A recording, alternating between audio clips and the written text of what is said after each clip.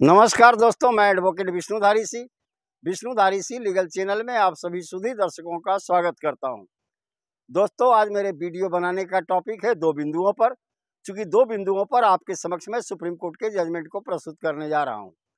पहला बिंदु है दोस्तों, पोजेशन फॉलोज टाइटिल। क्या यह सिद्धांत सभी केसों पर लागू होता है?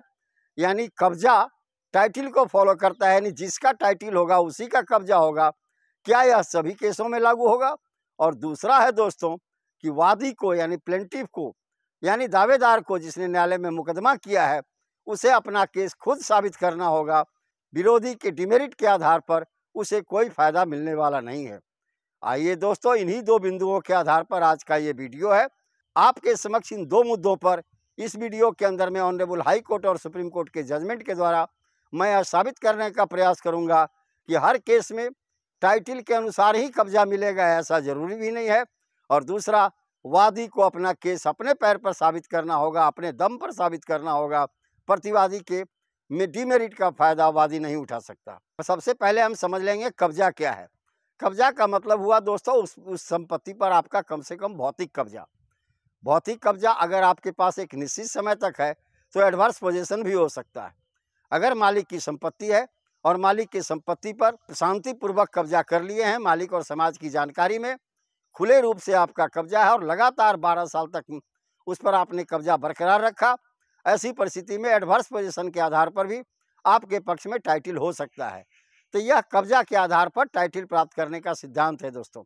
लेकिन आज के वीडियो का टॉपिक है पोजीशन फॉलोज टाइटिल, यानी कब्जा जो है हमेशा टाइटिल जिसका होता है उसी के पक्ष में होता है। आइए पहले देखते हैं इस बिंदु पर ऑनरेबल सुप्रीम कोर्ट ने क्या कहा। दोस्तों, केस का टाइटिल है Nazir Mohammed versus J Kamala and अन्य। इसका सिविल अपील नंबर है दोस्तों 2843 2844 ऑफ 2010। 27 अगस्त 2020 को ऑनरेबल सुप्रीम कोर्ट ने इस पर अपना फैसला सुनाया। दोस्तों, इस केस का हम पहले थोड़ा सा फैक्ट आप लोगों के समक्ष रख देते हैं। इस केस में वादी ने जिसने दावा किया था, न्यायालय में मांग किया कि इस संपत्ति पर मेरा टाइटिल है, अतः हमारे पक्ष में इसका कब्जा घोषित किया जाए। प्रतिवादी ने इसका विरोध किया था क्योंकि प्रतिवादी का कहना था कि मैं इस संपत्ति पर लंबे समय से कब्जे में हूं। ट्रायल कोर्ट ने वादी के प्लेंट को डिसमिस कर दिया, रिजेक्ट कर दिया दोस्तों, यह कहते हुए कि प्रतिवादी का लंबे समय से कब्जा है और प्रतिवादी एडवर्स पोजीशन के आधार पर इस संपत्ति का मालिकाना हक रखता है। दोस्तों, तब वादी अपीलिएट कोर्ट में जाकर के अपील किया दोस्तों, ट्रायल कोर्ट के जजमेंट के अगेंस्ट में। अपीलिएट कोर्ट ने कहा कि वादी का इस पर टाइटिल तो है, यानी वादी के पक्ष में टाइटिल घोषित कर दिया, लेकिन प्रतिवादी का इस पर लंबे समय से कब्जा है, अतः प्रतिवादी के पक्ष में एडवर्स पोजीशन के आधार पर मालिकाना हक दे दिया। तब वादी जो था वो हाई कोर्ट चला गया दोस्तों। वहां हाई कोर्ट ने सुनवाई करने के बाद इस केस पर अपना फैसला सुनाया कि टाइटिल वादी का है, अतः आधा हिस्सा वादी को मिलता है। और चूंकि प्रतिवादी का लंबे समय से उस पर कब्जा है और उस पर उसका घर भी बना हुआ है, इलेक्ट्रिसिटी बिल से भी वो साबित कर रहा है कि इस पर मैं लंबे समय से कब्जे में हूँ, ऐसी परिस्थिति में आधा हिस्सा हम प्रतिवादी को दे देते हैं। तब पुनः वादी सुप्रीम कोर्ट चला गया। दोस्तों, ऑनरेबल सुप्रीम कोर्ट के समक्ष दो यक्ष प्रश्न थे दोस्तों। क्या हमेशा कब्जा टाइटिल को फॉलो करता है, यानी दोस्तों जिसका टाइटिल होता है क्या हमेशा उसी का कब्जा होता है इस बिंदु पर? और दूसरा कि क्या प्रतिवादी के डिमेरिट का लाभ वादी उठा सकता है?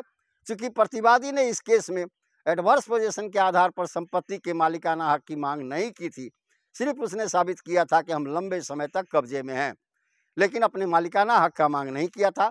वादी ने इसका फायदा उठाते हुए कहा था कि चूंकि प्रतिवादी का मांग नहीं है एडवर्स पोजीशन के आधार पर, अतः इस संपत्ति पर वादी का कब्जा घोषित किया जाए। ऑनरेबल सुप्रीम कोर्ट विचारण करने के बाद यह निर्णय देता है कि हमेशा कब्जा टाइटिल को फॉलो नहीं करता। यह वहीं लागू होता है जहां न तो कब्जा वादी साबित कर पाया और न कब्जा प्रतिवादी साबित कर पाया।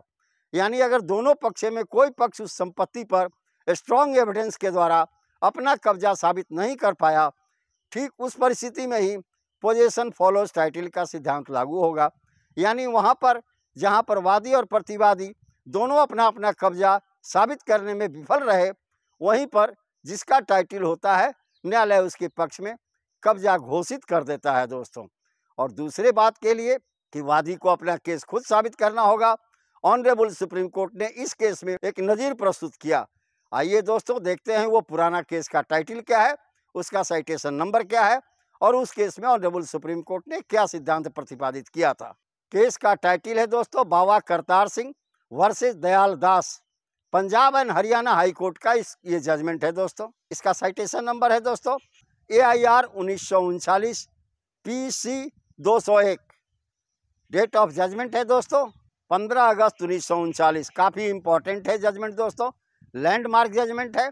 इस जजमेंट के अगेंस्ट में आज तक न्यायालय के द्वारा, उच्च न्यायालय के द्वारा या सर्वोच्च न्यायालय के द्वारा दूसरा कोई भी फैसला लागू नहीं हुआ, दूसरा कोई भी फैसला जारी नहीं किया गया। इसीलिए यह 1939 का मुकदमा आज तक मान्य है।